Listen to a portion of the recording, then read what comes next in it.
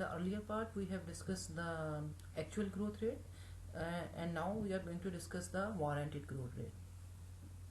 The second question raised by the Herald is about that. You can see the slide. The second question raised by the Herald is basically how can the steady state rate can be maintained. So in order to understand, in order to solve that question, he gave the idea of warranted growth rate. So we have to understand the concept of warranted growth rate. What is warranted growth rate? So basically when an economy is working on its full capacity, growth rate on that level is known as warranted growth rate.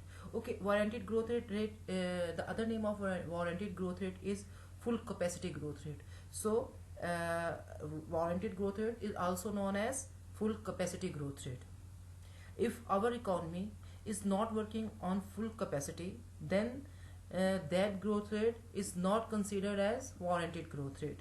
Okay, so warranted growth rate explains that, or you can say tell us that in order to keep the economy on full capacity, we need to organize the full utilization of growing stock of capital, and on that growing stock of capital, how much capital output ratio is required, or in order to keep the economy on full utilization level, how much income growth is required, that is explained by warranted growth rate. Okay, so now we will discuss what are the determinants of growth rate. Just like actual growth rate, warranted growth rate also have some determinants.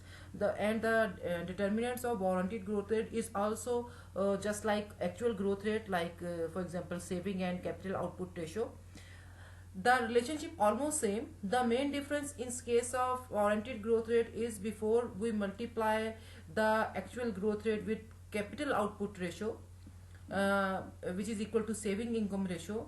Now we are talking about the warranted growth rate. Here we say that how much capital output ratio, we can say that we can say income growth rate is required to maintain the warranted growth rate, which is equal to saving income ratio.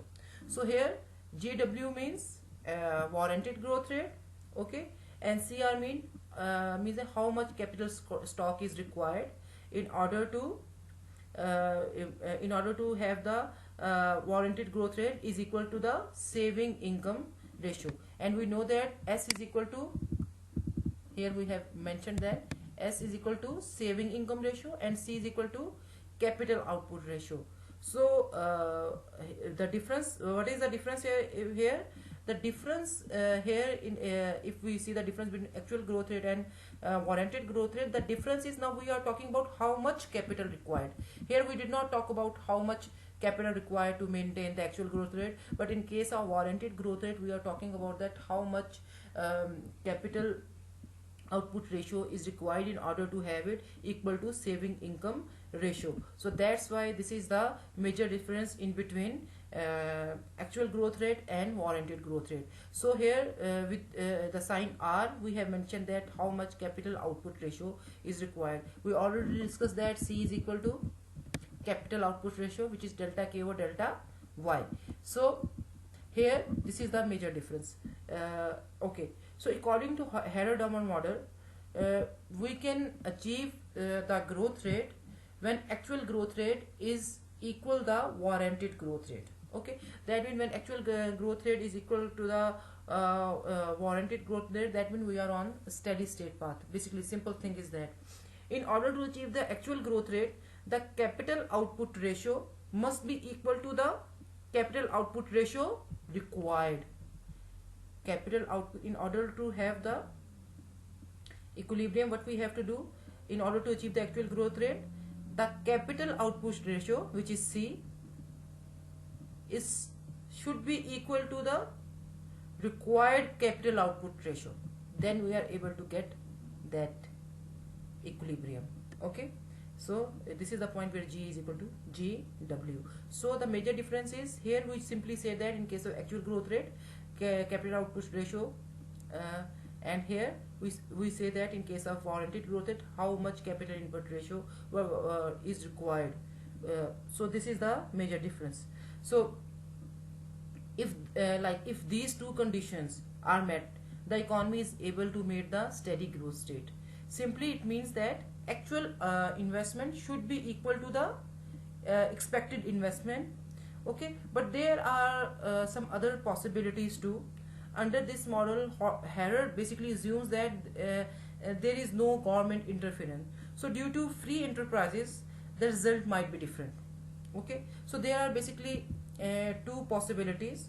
Okay, so one by one we are going to discuss this possibility. First possibility is this one, like if G is equal to GW, that mean that mean the economy is on a steady state path, because actual growth rate is equal to warranted growth rate, and capital output ratio is equal to the required capital output ratio. So next, but there are some possibilities. If this both of them are not equal, then what is going to be happen? So first condition we are going to discuss, like actual growth rate is higher than warranted growth rate. Actual growth rate is higher than warranted growth rate. So in that case, in this condition, the capital output ratio to maintain the actual growth rate must be the capital output ratio, this one, in order to maintain the actual growth rate must be less than the capital output ratio required to achieve the warranted growth rate. So in that in this scenario, in this case, if the economy is behaving like this, behaving like this condition, then the required then the capital output ratio in case of actual growth rate should be less than the capital output ratio in case of warranted growth rate. So in this situation we are able to maintain the balance in between these two growth rates. So otherwise it leads to disequilibrium. Okay, so again I'm going to repeat that in this condition the capital ratio output ratio in order to attain the actual growth rate must be less than the capital output ratio to achieve the warranted growth rate. Okay, so second condition, this condition is opposite to first condition. Here you can see that here GA, actual growth rate, is less than warranted growth rate. Okay, in order to solve that situation, what we need to do in that case, the capital output ratio required to achieve the actual growth rate must be higher than the capital output ratio required to achieve the warranted growth rate. So in this way we are able to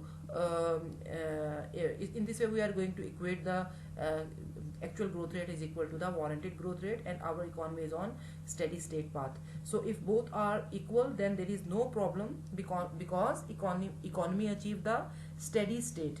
These two conditions comes into the picture when both actual and warranted growth rate are not equal. Otherwise, in this situation everything is fine, economy is on equilibrium path, or you can say on steady state. So this is the this part is regarding the warranted growth rate. In the next part we are going to discuss the natural growth part.